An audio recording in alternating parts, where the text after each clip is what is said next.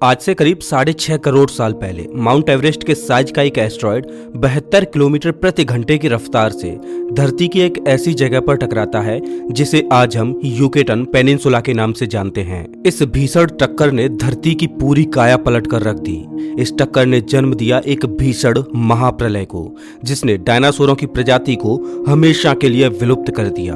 वो डायनासोर जो पिछले करीब 16 करोड़ सालों से धरती पर राज कर रहे थे। लेकिन क्या होता अगर एस्ट्रॉयड की ये टक्कर कभी हुई ही ना होती? क्या होता अगर डायनासोर कभी विलुप्त ही ना हुए होते? दोस्तों, अगर डायनासोर कभी खत्म ही ना होते तो मैमल्स को इवॉल्व होने का कभी मौका ही ना मिलता, और अगर मैमल्स इवॉल्व ही ना होते तो हम इंसान कहां से आते? तो क्या इसका मतलब डायनासोरों की विलुप्ति न होने से आज ये वीडियो देखने वाले आप न होते? कैसी होती हमारी धरती अगर चिक्सुलब एस्ट्रॉयड टकराने की बजाय धरती के वातावरण को छूकर निकल जाता? तो क्या आप डायनासोरों के साथ ही इस वीडियो को देख रहे होते? इन सारे सवालों का जवाब जानने से पहले आपको ये पता होना चाहिए कि इस केस में हम डायनासोरों को वापस से जिंदा नहीं कर रहे, बल्कि यहाँ शुरुआत से ही डायनासोर धरती पर रहेंगे। लेकिन जिस एस्ट्रॉयड ने उन्हें खत्म कर दिया था वो एस्ट्रॉयड उन्हें न खत्म करता, या कह सकते हैं कि धरती से कभी टकराता ही नहीं, तो क्या होता? तो चलिए करते हैं एक मजेदार हाइपोथेटिकल परिकल्पना। नमस्कार दोस्तों, मैं हूं श्याम तोमर, स्वागत करता हूं आपका इस वीडियो में। डायनासोर एग्जिस्ट करते थे आज से लगभग 22 करोड़ साल पहले मीसोजोइक एरा में। मीसोजोइक एरा को बांटा जाता है ट्राइएसिक, जुरैसिक और क्रीटेशियस पीरियड्स में। इन तीनों पीरियड्स में डायनासोरों की विभिन्न प्रजातियां एग्जिस्ट करती थीं। उस समय धरती का वातावरण बेहद गर्म हुआ करता था, सीजनल चेंजेस नहीं हुआ करते थे, और धरती के नॉर्थ और साउथ पोल पर जमी बर्फ जो आज हम देखते हैं वो नहीं हुआ करती थी। उस समय आज की तरह 7 कॉन्टिनेंट्स धरती पर नहीं थे। उस समय धरती पर केवल एक ही कॉन्टिनेंट था, जिसे आज हम पेंजिया कॉन्टिनेंट के नाम से जानते हैं। कहा जाता है कि मीसोजोइक एरा की शुरुआत के कुछ समय बाद से ही ये पेंजिया कॉन्टिनेंट टूटना शुरू हुआ और अलग अलग कॉन्टिनेंट्स में बंटता गया। एक अनुमान के मुताबिक मीसोजोइक एरा के समय धरती पर डायनासोरों की 2500 स्पीसीज पाई जाती थी। डायनासोरों की ये सारी स्पीसीज विभिन्न आकार और तरह तरह की विशेषताओं के साथ थी। कुछ हर्बीवोर डायनासोर 110 फीट ऊंचे हुआ करते थे, वजन में 100 टन यानी 1 लाख किलोग्राम भारी थे, और करीब 1500 किलोग्राम का भोजन इन्हें रोज चाहिए होता था। इन सभी आंकड़ों से आप अंदाजा लगा सकते हैं कि डायनासोर कितने विशालकाय और भारी भरकम हुआ करते थे। हालांकि इसके अलावा कुछ डायनासोर एक चिड़िया जितने छोटे और कुछ आज के हाथी के बराबर भी हुआ करते थे। ये डायनासोर पेंजिया कॉन्टिनेंट के हर हिस्से में फैले हुए थे। अब ये इनफेमस चिक्सुलब एस्ट्रॉयड बेसिकली एक स्पेस रॉक था, और जब धरती का गुरुत्वाकर्षण बल इस एस्ट्रॉयड को अपनी ओर खींच रहा था तो फ्रिक्शन और ग्रेविटी के कारण धरती के वातावरण में आते आते ये स्पेस रॉक एक आग के गोले में तब्दील हो चुका था। 10 करोड़ मेगाटन फोर्स से ये धरती की सतह से टकराया। इस भयंकर टक्कर ने धरती को पूरी तरह से हिला डाला। धरती की ऊपरी सतह यानी क्रस्ट के 140 क्यूबिक किलोमीटर तक का एरिया धमाके के साथ हवा में उड़ गया। साथ ही इस टक्कर ने 11.1 तीव्रता के भूकंप को जन्म दिया, जिसने यूकेटन पेनिनसुला से लेकर पैसिफिक ओशियन के नॉर्थ वेस्ट एरिया तक में तबाही मचाई। अब अगर आपको ये भी कम लग रहा हो तो बता दूं कि ब्लास्ट एरिया के चारों तरफ की हवा 600 डिग्री सेल्सियस तक गर्म हो गई थी।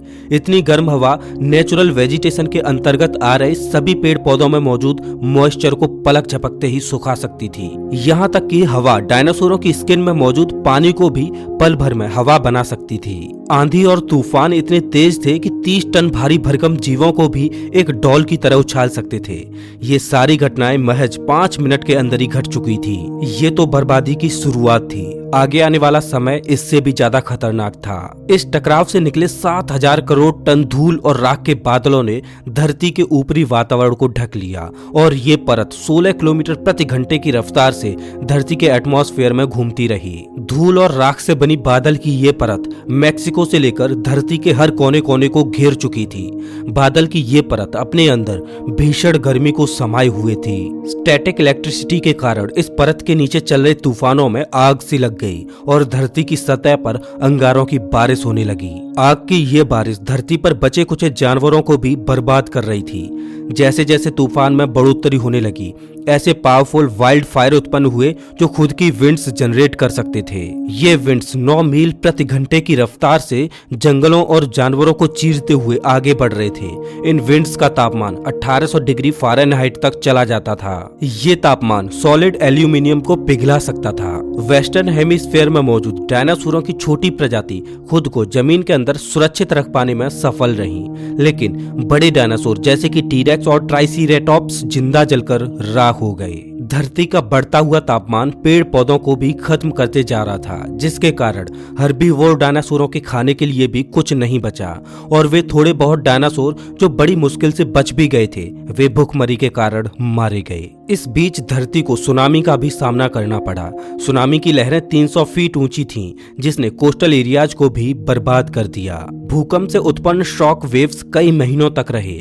शॉक वेव्स ने टेक्टोनिक प्लेट्स को कागज की तरह फाड़ कर रख दिया, जिसके कारण पिघले लावा धरती की ऊपरी सतह तक आने लगे। इसके अलावा डोरमेंट वोल्केनोज में जान आ गई और लगातार विस्फोट पर विस्फोट होने लगे। इन ज्वालामुखी विस्फोटों ने बादल की ऊपरी परत, जिसके बारे में हमने पहले भी बात की थी, उसमें जहरीली गैसेज, धूल और राख के पार्टिकल्स ऐड कर दिए, जिससे वो परत और भी मोटी होती गई। कुछ समय के बाद धूल, गैस और राख की ये परत कुछ मील चौड़ी हो गई। इसी कारण कई महीनों तक सूर्य की रोशनी धरती तक नहीं पहुंच पा रही थी। उस बादल की परत के नीचे धरती पर और भी जहरीली गैसेज तैर रही थी।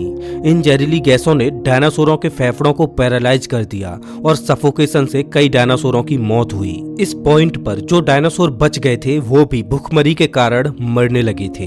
धरती पर पेड़ पौधे खत्म होने के बाद हर्बीवोर एनिमल्स मारे गए, जिसके बाद कार्निवोरस एनिमल्स जो हर्बीवोर्स को खाते थे वो भी खत्म होने लगे। एस्ट्रॉयड के टकराव के 3 महीनों के अंदर अंदर सारे डायनासोर्स मारे गए। उस दौरान डायनासोरों के साथ रह रहे बाकी अन्य जीव जैसे कि छोटे कीड़े, समुद्री जीव, रेप्टाइल्स और छोटे मैमल्स जैसे तैसे करके बच गए। कई जानवरों ने जमीन के अंदर रहकर अपनी जान बचाई, कुछ ने समुद्र की गहराई में खुद को बचाए रखा, तो कई पेड़ों के ट्रंक्स के अंदर घर बनाकर बच गए। छोटे माइक्रो ऑर्गेनिज्म जैसे कि मोल्ड्स और फंगस किसी तरह खाली या कम प्रभावित जगहों पर रहकर बच गए। समय गुजरता गया और पृथ्वी की कंडीशंस धीरे धीरे रहने योग्य होती गईं। धरती पर मौजूद मैमल्स को एक ऐसी कंडीशन मिली जिसमें वो और भी अच्छे से सरवाइव कर सकते थे, अपनी प्रजाति को आगे बढ़ा सकते थे और इवॉल्व हो सकते थे। तो दोस्तों चलिए अब अपने मुख्य सवाल की ओर बढ़ते हैं। क्या होता अगर डायनासोर कभी विलुप्त ही ना हुए होते? क्या होता अगर इतना बड़ा एस्ट्रॉयड धरती से कभी टकराता ही नहीं? एक सिनेरियो में मान लेते हैं कि ये एस्ट्रॉयड धरती को छूकर निकल जाता है या फिर ये धरती के समुद्र में जाकर गिरता है। अब अगर ये एस्ट्रॉयड समुद्र में गिरता है तो भी एक मेजर डैमेज होने की संभावना है, लेकिन काफी ज्यादा चांसेज हैं कि डायनासोर बच जाएं। न तो भयंकर सुनामी आती, न ज्वालामुखी विस्फोट होते, न ही बादलों की कोई परत सूर्य की रोशनी को ढक पाती और न ही इतने बड़े लेवल पर जानवरों की विलुप्ति होती। अगर ऐसा कुछ न हुआ होता तो डायनासोरों के समय पनप रहे शुरुआती मैमल्स सर्वाइव ही नहीं कर पाते और आज के समय में हम जितने भी विभिन्न प्रकार के मैमल्स को देखते हैं वो भी एग्जिस्ट नहीं करते। मीसोजोइक एरा के समय ज्यादातर मैमल्स एक चूहे के साइज के हुआ करते थे और किसी भी मैमल का आकार एक बिल्ली के आकार से ज्यादा था ही नहीं। यूं तो उस समय के मैमल्स कार्निवोरस थे और शिकार करते थे, लेकिन बावजूद इसके कई बड़े बड़े कार्निवोरस एनिमल्स इन्हीं का शिकार कर लेते थे। तेज प्रजनन गति होने के बावजूद मैमल्स की संख्या में कोई खास बढ़ोतरी नहीं होती और अगर ऐसा ना हुआ होता तो मैमल्स कभी इवॉल्व नहीं होते और शायद हम इंसान भी इस धरती पर नहीं आते। एक तरह से देखें तो डायनासोरों का अंत हमारे लिए एक वरदान था। वो जानवर जो कि डायनासोरों से इवॉल्व हुए थे जैसे कि क्रोकोडाइल्स, सांप, छिपकली और कुछ बर्ड्स, ये सारे जानवर आज के समय काफी हद तक डायनासोर्स की तरह ही होते। अगर डायनासोर कभी विलुप्त ना होते तो शरीर के साथ उनका दिमाग भी विकसित होता रहता। ज्यादातर डायनासोरों का दिमाग उनके शरीर के मुकाबले बहुत छोटा था। हालांकि सबसे बड़े डायनासोर का दिमाग प्रोपोर्शनली बड़ा था, लेकिन तब भी वे डायनासोर जटिल समस्याओं को हल नहीं कर पाते थे। वैज्ञानिक मानते हैं कि ट्रोडोन नामक डायनासोरों की प्रजाति सबसे बुद्धिमान थी।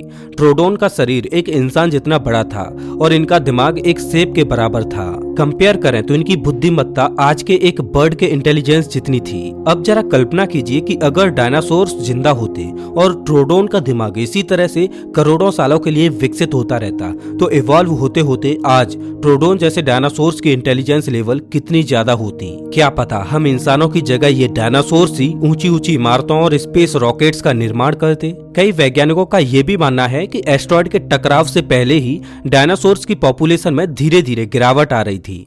इसका मतलब अगर एस्टेरॉयड का टकराव न भी हुआ होता तो भी डायनासोर्स एक समय के बाद विलुप्त हो ही जाते। हालांकि इस केस में उनकी विलुप्ति में काफी समय लगता। खैर दोस्तों, देखा जाए तो कई सारी पॉसिबिलिटीज हो सकती हैं। शुरुआत में ज्यादातर मैमल्स कार्निवोरस थे और शायद कीड़े मकोड़े उस समय के मौसम में खुद को ढाल नहीं पाते, जिससे कार्निवोरस मैमल्स का बच पाना भी मुश्किल हो जाता। इस तरह अगर डायनासोर और मैमल्स दोनों ही खत्म हो जाते तो शायद कोई नया जीव धरती पर कदम रखता। अब हाँ, ये सारी चीजें केवल पॉसिबिलिटीज हैं और इनमें से क्या क्या चीजें सच हो सकती थी ये कहना बेहद कठिन है, लेकिन इमेजिन करना हमेशा ही रोमांच से भरा होता है। आपके हिसाब से आज अगर डायनासोर जिंदा होते तो क्या पॉसिबिलिटीज हो सकती थी? अपने विचार हमें कमेंट बॉक्स में जरूर दें। दोस्तों, अगर आपने इस वीडियो को यहां तक देखा है तो प्लीज इस वीडियो को लाइक जरूर करें और ऐसे ही वीडियोज के लिए चैनल को सब्सक्राइब करें, साथ ही बेल आइकन दबाएं।